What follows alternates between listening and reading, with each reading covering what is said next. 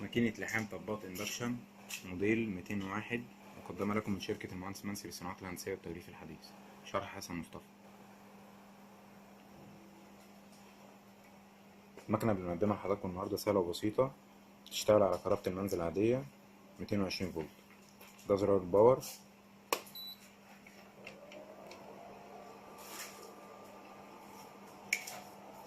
ده دراع الاندكشن، دي العبوة اللي هنجرب عليها عملية الاندكشن وجواها الطب اهي. طباط ألمونيوم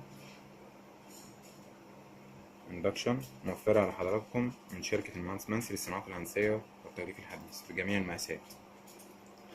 نيجي للزراير اللي عندي في المكنة. ده اللي بصفر منه العداد، بفضل دايس عليه دوسة مطولة فبيصفر العداد عندي.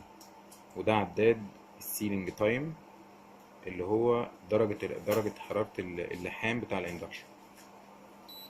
بقلل من هنا وبزود من هنا. والزراير دي خاصة بالباور ريجوليشن بتاع الكهرباء.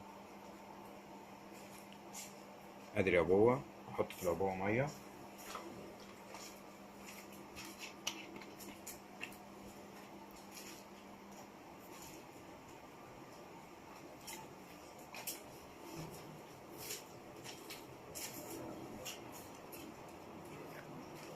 ابتدي اقفل العبوة.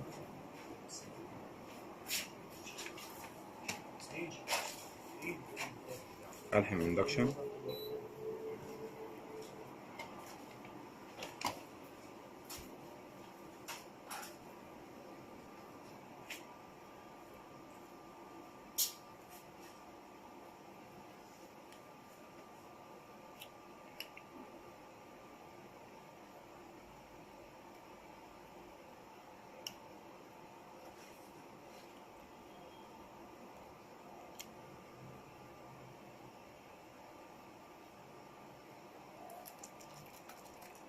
مفيش اي تسريب بالمعنى. مقدمة لكم من شركة المهندس منسي للصناعات الهندسية والتغليف الحديث.